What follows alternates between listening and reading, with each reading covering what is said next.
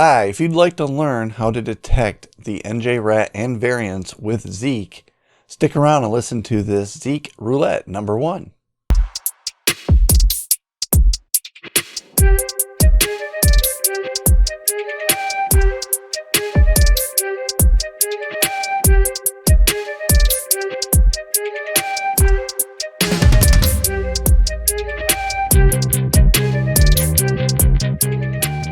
Hi, welcome.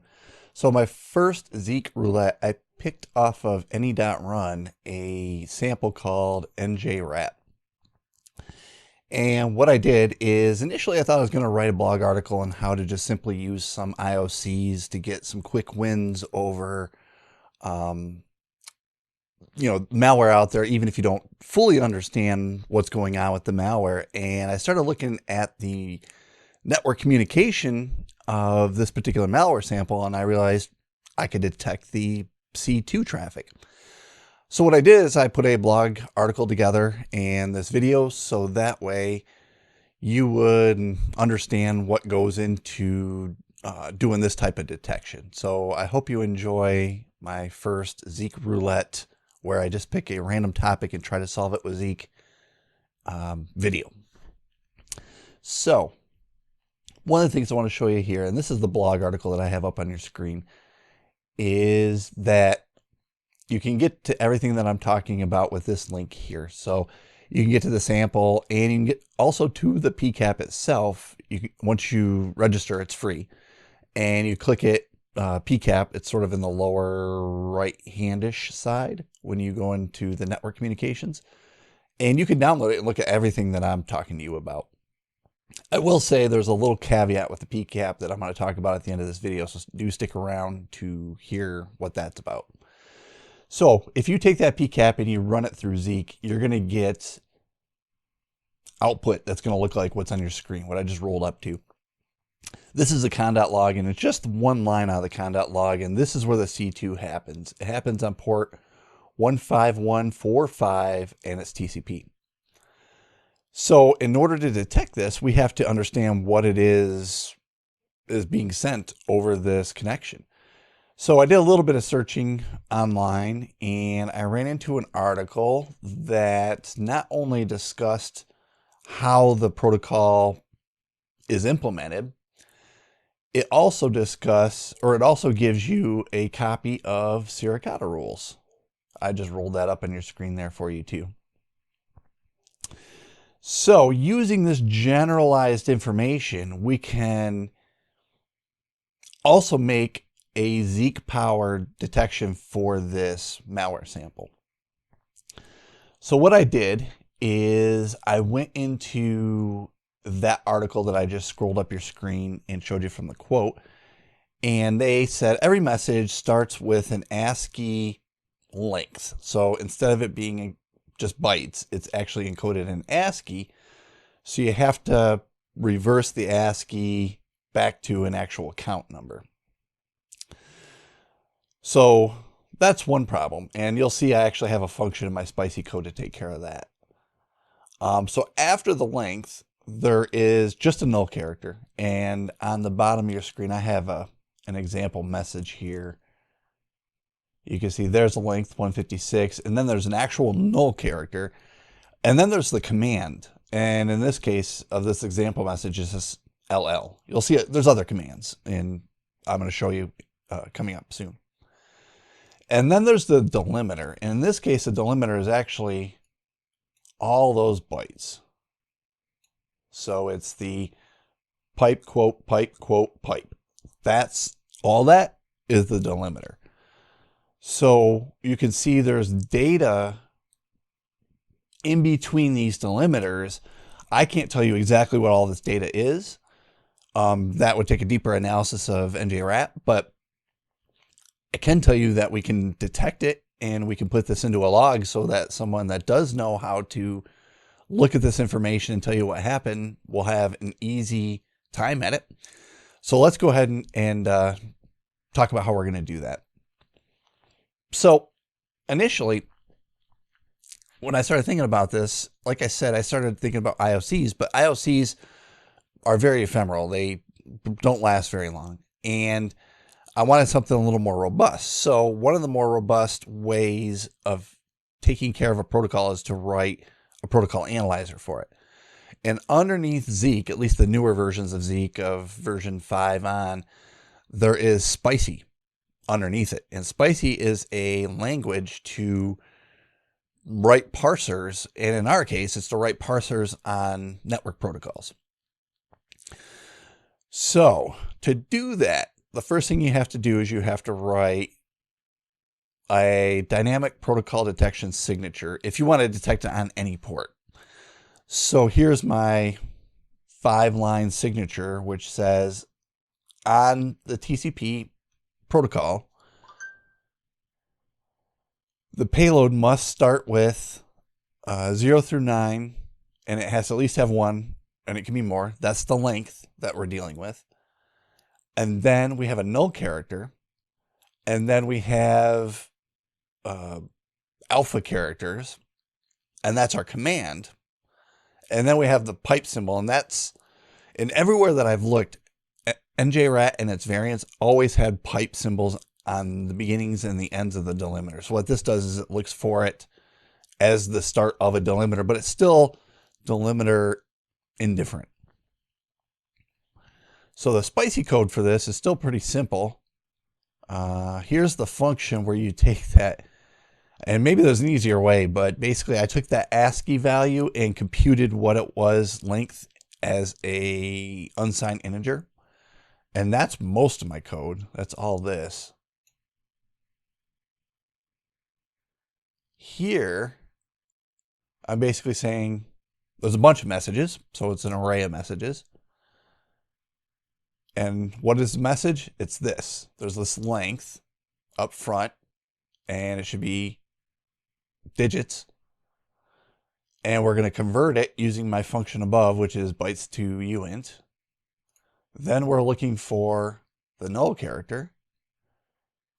And then we have the payload. And the payload is going to be a byte string size of length, but it has to be converted first. You can't just take ASCII and plug it in there. So I set it up so anytime this message is parsed, this Zeek event is fired. So if you're running this analyzer, you can expect this event to fire when it sees something that looks like the njRAT C2 communication. So what I did is I handled this in main.zeek, and I created a new log called njRAT.log, and it has the payload in this log. So that way, even if we don't know what the delimiter is, you can go in and figure out, or you can look at the actual raw data, and visually, you can usually tell what it is. I'm going to show you some examples here in a second. So after you install this package that I talk about, if you were to run that pcat through again, you're going to see now that connection line in that connection log now hits with that service, the spicy njRAT service. The log, the njRAT.log, will look like the following. So here, I know it's really kind of big on your screen and everything, but what we got, I want to show you, is all the usual suspects up front here about connections and what time it happened. And then we're just simply dropping in a payload. So almost everything you see down here, almost all of it's payload. And you can see, let me highlight some for you. All of that is a payload string. So if we want to process this further, we could, put it through Zeek's split string, and if we know what the delimiter we're looking for is, in this case, it's using the default njRAT delimiter. So no big deal. But in other samples, like I'm going to show you in a second, that delimiter can be something different. So it's difficult to code it in unless you know what exactly. It's difficult to split the string if you don't know what the delimiter is. So here you go, all that raw data. All that stuff went by on the wire. We didn't see it before. Now it's all in the log for us. All right, so what I did is I pointed out the split string function if you want to go that route.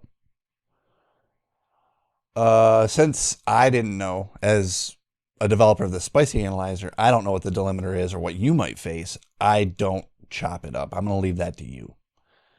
Now, you might think, hey, Keith, I'm all done. I'm going to skip the video. I'm going to skip, the ending of the video. You don't want to, because I ran into a snag. The PCAP that I downloaded for njRAT, which is the one you'd probably download as well, it's fragmented. So it's missing some data in the PCAP that would normally be there. And so this spicy analyzer won't actually detect on it, and it would be all for nothing. If you go to other njRAT samples, this should detect if it's not fragmented. But in this particular sample, it's fragmented. I chose to continue with this PCAP because it had a lot more commands than the other PCAPs that I saw online. So what I chose to do was do a little surgery on this PCAP and then give you the results of that surgery. So what I did is I put it in the repo for this source code that I'm talking about here, and it's in the traces directory, and it's linked in this blog article. Now, I originally wanted to get to the IOC portions.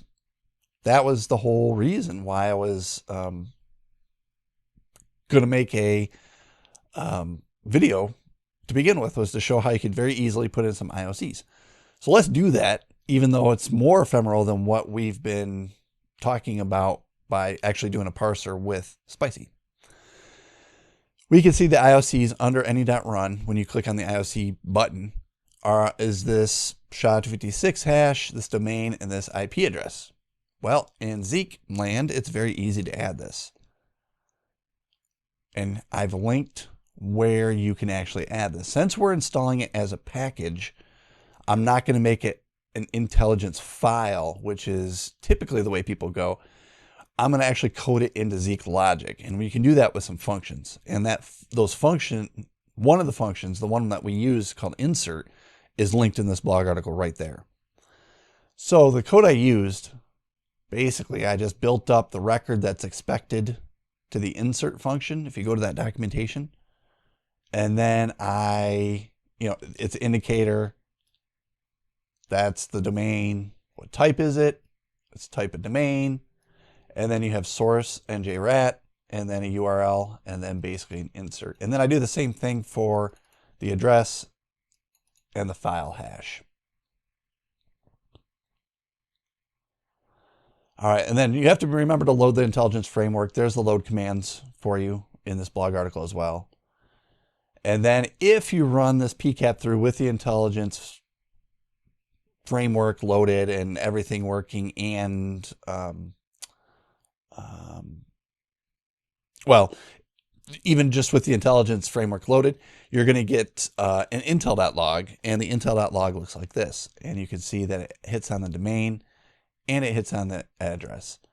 Now, why I paused was separately, you'll go to the con.log file and you'll still see the spicy underscore njRAT as the service. So that's a separate portion to the code that I'm teaching you about. All right, so bonus points. Let's say the delimiter changes like njRAT. Well, in this case, it doesn't matter because our delimiter, we don't care. It's indifferent. I didn't code what the delimiter is in there. It has to start with a pipe symbol. And if it didn't start with a pipe symbol, we can get around that as well. But everything I've seen starts with the pipe symbol. In this case, it's just pipe symbol, Kyler, pipe symbol. And it's not difficult to code it in because we didn't hard code the delimiter, so it's just going to take care of this njRAT variant called KylerRAT as well. Now the source code to all of this, it's all available online. There's my GitHub. You click on that. It's a Zeek package. You can install it with the Zeek install command, and you can just point it at that URL as well, and it'll download it and install it on your Zeek. And if a lot of this didn't make sense to you, I'm going to link a playlist here where it's my Zeek playlist that maybe some of my more basic Zeek lists will be of use to you. I talk about spicy and just different types of Zeek topics that would build you up to the more advanced topics that we're talking about in this one. So hope you enjoyed the video, and I hope to see you on the next one. Thanks. Bye.